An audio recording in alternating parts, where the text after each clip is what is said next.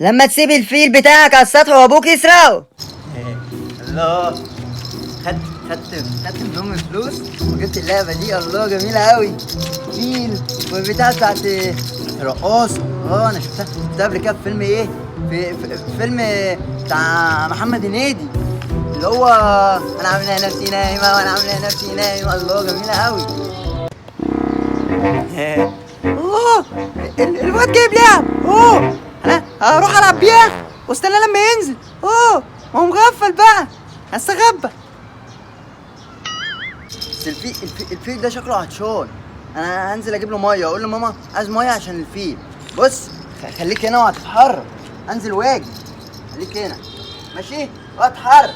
انزل واجي.